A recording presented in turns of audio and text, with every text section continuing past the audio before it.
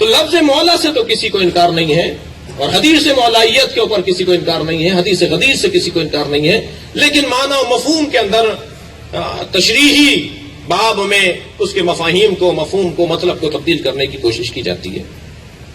27-28 معنی لکھ ڈالے کہ مولا کا یہ مطلب ہے، مولا کا وہ مطلب ہے، حتیٰ بڑے بڑے معتبر لوگوں نے بھی مولا کا مطلب کچھ اور لیا اور کہا صاحب مولا سے مراد ہے دوست۔ نبی نے فرمایا کہ میں جس کا دوست ہوں علی اس کا دوست ہے۔ میں اس پہ نہیں زیادہ بحث میں جانا چاہ رہا، لیکن اتنا کہہ کر اپنی بات کو منزل دوں کہ نواب رامپور کے بیٹے کی شادی تھی،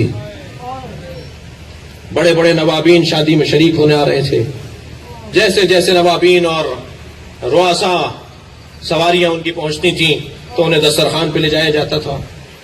جب مہمان کھانا کھا لیتا تھا تو نواب صاحب کا ایک نوکر تھا، اس کو وہ محمد کہہ کے پکارتے تھے، تو نواب صاحب آواز لگاتے تھے محمد انار لاؤ، اور محمد دوڑا دوڑا جاتا تھا اور انار لاتا تھا، اسے کھولتا تھا، اس کے دانے جو ہے وہ مہمانوں کو کھلائے جاتے تھے۔ مسلسل آواز لگتی رہے محمد انار لاؤ، محمد انار لاتا رہا۔ جب بارات تیار ہوئی اور بارات چڑھنے لگی تو پھر نواب صاحب کی آواز آئی محمد انار لاؤ، تو محمد دوڑے دوڑے گئے اور جلنے والا انار لے آئے۔ دسترخوان پر تو نواب صاحب نے نہیں کہا تھا کہ کھانے والا لاؤ،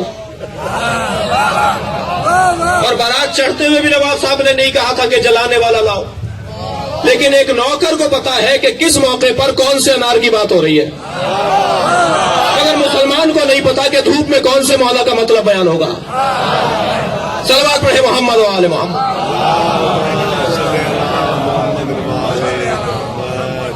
نہیں عزیزان گرامی، مولا اولا بالتصرف، ہماری جانوں پر ہم سے زیادہ علی کو حق ہے،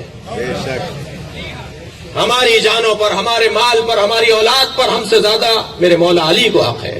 برحمتك يا أرحم الراحمين، وصلى الله على محمد وآله الطاهرين۔